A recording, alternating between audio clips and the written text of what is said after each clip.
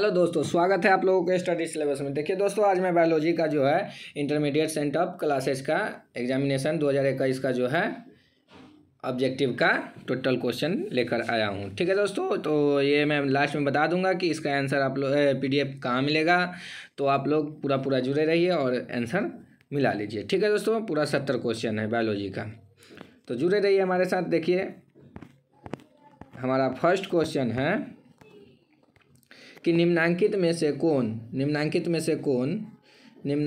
से कौन पार्थेनोकार्पिक फल का उदाहरण है?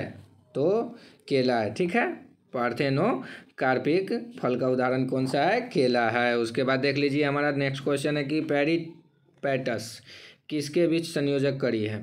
पेरीपेटस किसके बीच संयोजक कड़ी है? तो एनिलिडा तथा आर्थ्रोपोडा। ठीक है, एनिलिडा तथा आर्थ्रोपोडा। उसके बाद हमारा 3 नंबर क्वेश्चन है कि डार्विन संबंधित है। तो डार्विन क्या चीज़ से संबंधित है? प्राकृतिक चयन से। ठीक है, प्राकृतिक चयन से। उसके बाद नेक्स्ट क्वेश्चन हो जाएगा हमारा 4 नंबर क्वेश्चन कर रहा है कि आवृत बीजी में किस प्रकार का भ्रूणपोष पाया जाता है? आवृत बीजी में किस प्रकार का भ्रूणपोष पाया जाता है? तो अगुणित भ्रूणपोष पाया जाता है। ठीक है, कौन सा भ्रूणपोष पाया जाता है? तो अगुणित पाया जाता है। उसके बाद हमारा नेक्स्ट क्वेश्चन है 5 नंबर की अंडोत्सर्जन के समय अंडाणु का झिल्लीय आवरण कहलाता है। अंडोत्सर्जन के समय अंडाणु का झिल्लीय आवरण क्या कहलाता है? तो जोना रेडियाटा कहलाता है। ठीक है दोस्तों, पूरा जुड़े रहिए आप लोग, एकदम पूरा मिला लीजिए और देख लीजिए आप लोगों को कितना नंबर आने वाला है। ठीक है दोस्तों, तो देख लीजिए हमारा 6 नंबर क्वेश्चन है कि बिना निषेचन के बीज किस विधि से प्राप्त होते हैं? बिना निषेचन के जो है बीज किस स्थिति से प्राप्त होते हैं? तो असंग जनन से। किससे? असंग जनन से। उसके बाद नेक्स्ट क्वेश्चन है हमारा 7 नंबर, एक युग्मक में मौजूद सभी जीनों के लिए एक अगुणित सेट को क्या कहा जाता है? एक युग्मक में मौजूद सभी जीनों के एक अगुणित सेट को क्या कहा जाता है? तो जीनोम कहा जाता है। क्या कहा जाता है? जीनोम कहा जाता है। तो दोस्तों आप लोगों को एक बात बता दूं कि अगर आप लोग इस चैनल पर नए हैं तो सब्सक्राइब कर लीजिए, लाइक कर दीजिएगा और बेल आइकन को दबाना मत भूलिएगा। और हाँ, आप लोगों को ऐसा सेट बार मॉडल सेट के तौर पर आप लोगों को सेट मरवाया जाता है हर शाम 7 बजे से। ठीक है दोस्तों, केमिस्ट्री, बायोलॉजी और फिजिक्स के और हिंदी के ऑब्जेक्टिव के लिए आप लोग बेफिक्र कर रहिए और इंटर के क्लास के लिए और मैट्रिक के क्लास के लिए हमारे चैनल से जुड़े रहिए साइंस के लिए। ठीक है दोस्तों, तो देख लीजिए।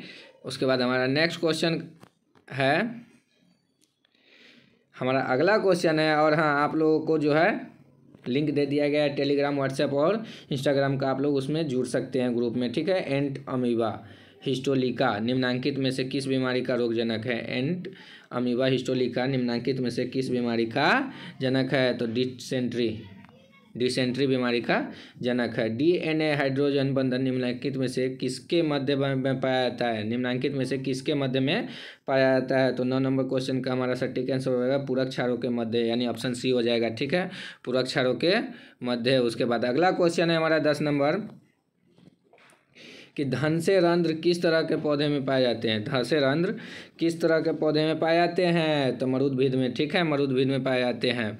उसके बाद हमारा नेक्स्ट क्वेश्चन है 11 नंबर क्वेश्चन कर रहा है कि स्तन ग्रंथि या निम्नांकित में से किस ग्रंथि का रूपांतरण है? स्तन ग्रंथि जो है निम्नांकित में से किस ग्रंथि का रूपांतरण है? तो श्वेत ग्रंथि का। ठीक है, किसका है? श्वेत ग्रंथि का। उसके बाद अगला क्वेश्चन हो जाएगा हमारा 12 नंबर। तो ध्यान दीजिएगा दोस्तों, 12 नंबर क्वेश्चन हम लोगों से क्या कर रहा है कि आनुवांशिक अभियांत्रिकी में कौन एक अच्छा संवाहक है? आनुवांशिक अभियांत्रिकी में कौन एक अच्छा संवाहक है? तो एग्रोबैक्टीरियम ट्यूरिमिफिशियंस। ठीक है, ट्यूरिमिफिशियंस। ठीक है, फिशियंस। उसके बाद देख लीजिएगा अगला क्वेश्चन हमारा क्या कह रहा है कि विशिष्ट स्थलों पर DNA को काटने वाले एंजाइम को क्या कहा जाता है? विशिष्ट स्थलों पर DNA को काटने वाले एंजाइम को क्या कहा जाता है? तो प्रतिबंधन एंडोन्यूक्लिएज। उसके बाद हमारा 14 नंबर क्वेश्चन है पादप प्लवक क्या कहलाते हैं? पादप प्लवक क्या कहलाते हैं? तो स्वपोषण कहलाते हैं। पादप प्लवक क्या कहलाते हैं?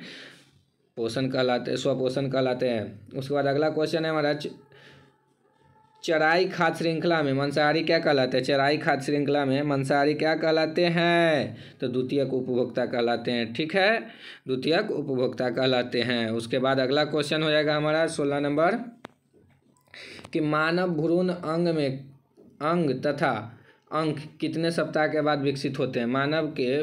मानव में जैसे भ्रूण में अंग तथा अंक कितने सप्ताह के बाद विकसित होते हैं। तो 16 नंबर क्वेश्चन का हमारा आंसर है 8 सप्ताह, यानी ऑप्शन ए। ठीक है, उसके बाद कहता है शुक्राणु नलिकाओं में शुक्राणुओं की रिहाई क्या कहलाती है। शुक्राणु नलिकाओं में शुक्राणु की रिहाई क्या कहलाती है। तो शुक्राणु जनन कहलाती है। ठीक है, क्या कहलाती है, शुक्राणु जनन कहलाता है। उसके बाद 18 नंबर क्वेश्चन है कि काल्चिसिन निम्नांकित में से किस में हस्तक्षेप करता है। काल्चिसिन जो है निम्नांकित में से किस में हस्तक्षेप करता है। तो धुरी संगठन में। ठीक है, धुरी संगठन में। उसके बाद हमारा अगला क्वेश्चन 19 नंबर कि वाई गुणसूत्र कैसा होता है। वाई गुणसूत्र कैसा होता है। तो वाई गुणसूत्र जो है हमारा एक्रोसेंट्रिक होता है। क्या होता है, एक्रोसेंट्रिक, इसलिए हमारा ऑप्शन बी हो जाएगा। उसके बाद अगला क्वेश्चन देख लीजिए दोस्तों, 20 नंबर क्वेश्चन, बस बहुत ही जल्द आप लोगों का सेशन खत्म होने वाला है। देखिए, पत्थर चट्टा किसके द्वारा कायिक प्रवर्धन करता है। पत्थर चट्टा किसके द्वारा कायिक प्रवर्धन करता है। तो पतियों के द्वारा। ठीक है, ऑप्शन सी हमारा सटीक आंसर हो जाएगा। उसके बाद 21 नंबर क्वेश्चन है कि मृदु जलीय स्पंज की आंतरिक मुकुल को क्या कहा जाता है। मृदु जलीय स्पंज की आंतरिक मुकुल को क्या कहा जाता है। तो जेम्यूल कहा जाता है। क्या कहा जाता है, जेम्यूल कहा जाता है। उसके बाद अगला क्वेश्चन हो जाएगा हमारा 22 नंबर के दुधवा राष्ट्रीय उद्यान कहाँ है। दुधवा राष्ट्रीय उद्यान जो है कहाँ है। तो उत्तर प्रदेश में है। ठीक है, उत्तर प्रदेश में है। उसके बाद है लुप्त प्राय पौधों की प्रजातियों का संरक्षण किसके माध्यम से किया जाता है। लुप्त प्राय पौधों की प्रजातियों का संरक्षण किसके माध्यम से किया जाता है। बीज बैंक से। ठीक है, बीज बैंक से। उसके बाद 24 नंबर क्वेश्चन का आंसर है जीवाणु प्लाज्मिड में क्या होता है। जीवाणु प्लाज्मिड में क्या होता है। तो जीवाणु प्लाज्मिड में जो है डीएनए होता है। ठीक है, जीवाणु प्लाज्मिड में क्या होता है, डीएनए होता है। बीटी कपास किस विधि द्वारा निर्गित होता है। बीटी कपास किस विधि द्वारा निर्गित होता है। तो बीटी कपास जो है बीटी जीन की क्लोनिंग द्वारा निर्गित होता है। उसके बाद देख लीजिएगा अगला क्वेश्चन हमारा क्या हो जाएगा। 26 नंबर क्वेश्चन क्या कर रहा है कि प्लाज्मिड है। प्लाज्मिड है तो 26 नंबर क्वेश्चन का आंसर क्या हो जाएगा हमारा, इनमें से सभी हो जाएगा। EcoRI होता है, PBR 332 होता है, हिंद 3 होता है, यानी इनमें से सभी ऑप्शन हमारा डी हो जाएगा। ठीक है दोस्तों, उसके बाद अगला क्वेश्चन है किस काल में डायनासोर प्रमुख जीव थे। किस काल में डायनासोर प्रमुख जीव थे। तो याद कीजिए जुरासिक वर्ल्ड, देखे हैं फिल्म, देख लीजिएगा, डायनासोर के लिए है। ठीक है दोस्तों, हॉलीवुड का मूवी है जुरासिक वर्ल्ड या जुरासिक पार्क, जो कि डायनासोर से संबंधित है। ठीक है दोस्तों, उसके बाद देख लीजिए हमारा 28 नंबर क्वेश्चन क्या कर रहा है कि किस जीव के विकासवादी इतिहास को किस नाम से जाना जाता है। किसी जीव के विकासवादी इतिहास को किस नाम से जाना जाता है। तो फिलोजेनी के नाम से जाना जाता है। बत्तख बिल्ड प्लेटिपस किसके बीच की संयोजन करी है। बत्तख बिल्ड प्लेटिपस किसके बीच की संयोजक करी है। तो 29 नंबर क्वेश्चन का हमारा आंसर है सरीसृप तथा स्तनधारी के बीच के। सरीसृप तथा स्तनधारी के बीच के। ठीक है दोस्तों, उसके बाद हमारा अगला क्वेश्चन है 30 नंबर, युग्म विकल्पी क्या है। युग्म विकल्पी क्या है। तो युग्म विकल्पी क्या है, तो जीन के रूप है। ठीक है, युग्म विकल्पी जीन के रूप है। उसके बाद 31 नंबर क्वेश्चन है हमारा कि एवीओ रक्त समूह प्रणाली किसके कारक है। तो बहु विकल्पता के कारक है। ठीक है, उसके बाद हमारा 32 नंबर क्वेश्चन हो जाएगा कि कॉपर टी LNG20 तथा कॉपर 7 निम्नलिखित में से किसका उदाहरण है। तो अंतःगर्भाशयी युक्ति की। ठीक है, उसके बाद हमारा नेक्स्ट क्वेश्चन हो गया कि सेरोगेट मदर के फैलोपियन ट्यूब में डोनर के डिम का स्थानांतरण क्या कहलाता है। तो गिफ्ट कहलाता है, GIFT। ठीक है, उसके बाद अगला क्वेश्चन हो जाएगा हमारा 34 नंबर कि फ्यूरिन में कितने चक्र होते हैं। फ्यूरिन में 2 चक्र होते हैं। ठीक है दोस्तों। उसके बाद है अनुवादक की प्रक्रिया निम्नलिखित में से किस जगह होती है? अनुवादक की क्रिया कोशिका द्रव में होती है। ठीक है, अनुवादक की क्रिया कोशिका द्रव में होती है। उसके बाद अगला क्वेश्चन है कि यूकैरियोटिक में डीएनए पैकेजिंग का गठन किसके द्वारा होता है? तो न्यूक्लियोसोम द्वारा होता है। किसके द्वारा होता है? न्यूक्लियोसोम द्वारा। उसके बाद अगला क्वेश्चन है डीएनए में नाइट्रोजनी क्षार एक साथ किस बंधन से जुड़े होते हैं? एक साथ किस बंधन से जुड़े होते हैं? तो ग्लाइकोसिडिक बंधन से। ठीक है। उसके बाद अगला क्वेश्चन हो जाएगा हमारा कि टीबी यानी कि एक्समा रोगजनक है। टीबी एक्समा रोगजनक जो है माइकोबैक्टीरियम द्वारा होता है। ठीक है। उसके बाद अगला क्वेश्चन है कि प्रतिरक्षी प्रणाली की बी कोशिकाओं तथा टी कोशिकाओं का उत्पादन किसमें होता है? किसमें होता है? तो सभी में होता है। ठीक है।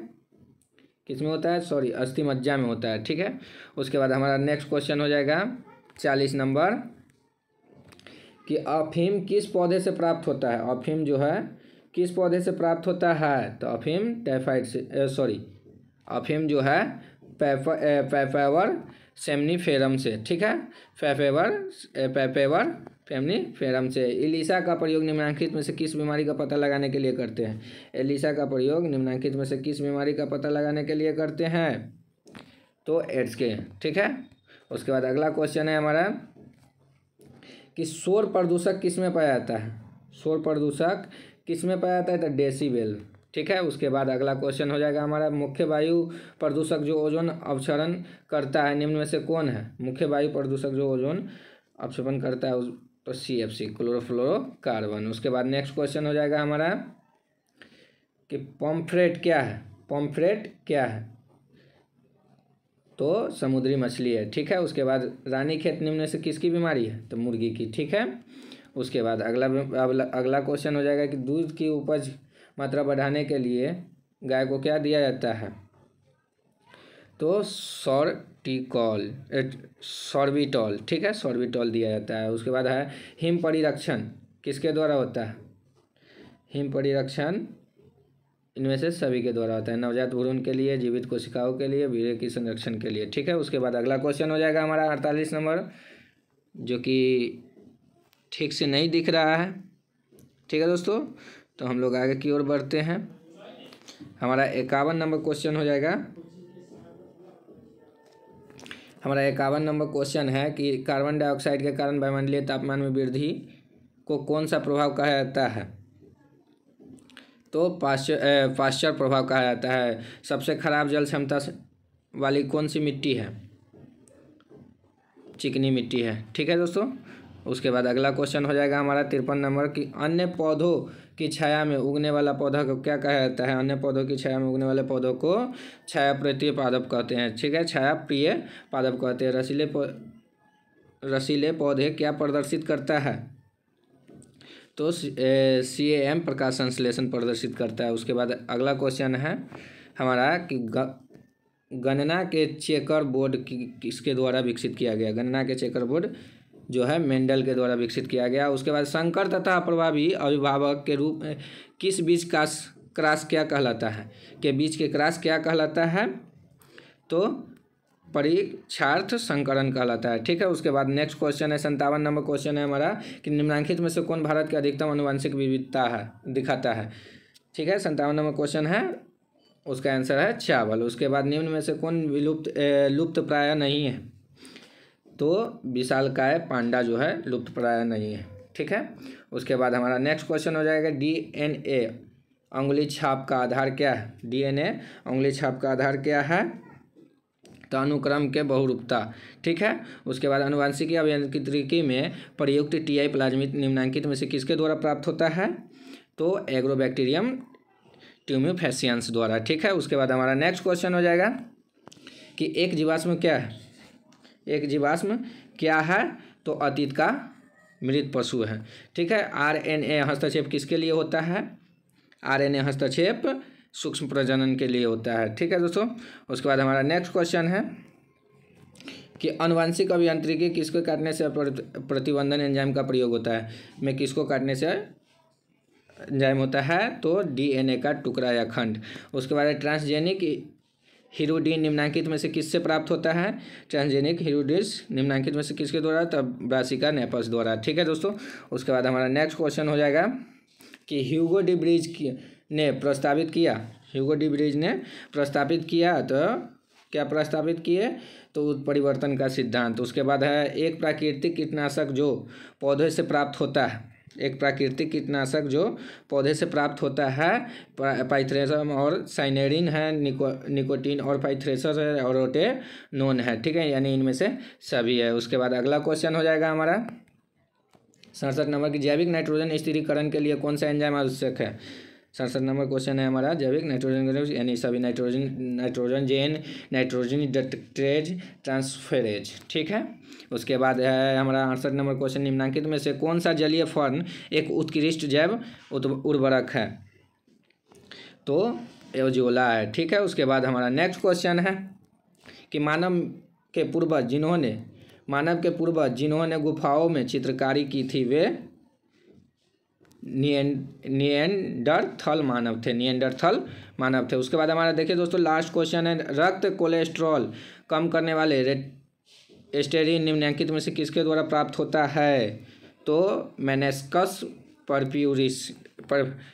परप्यूरियस द्वारा। ठीक है दोस्तों। तो आप लोगों को जो है टेलीग्राम के ग्रुप में या इंस्टाग्राम पर आप लोगों को PDF दे दिया गया है, आप लोग डाउनलोड कर लीजिएगा और देख लीजिएगा। ठीक है दोस्तों। इतना ही के साथ जय हिंद जय भारत। आप लोग अगर नए हो तो हमारे चैनल से ज़रूर जुड़िएगा।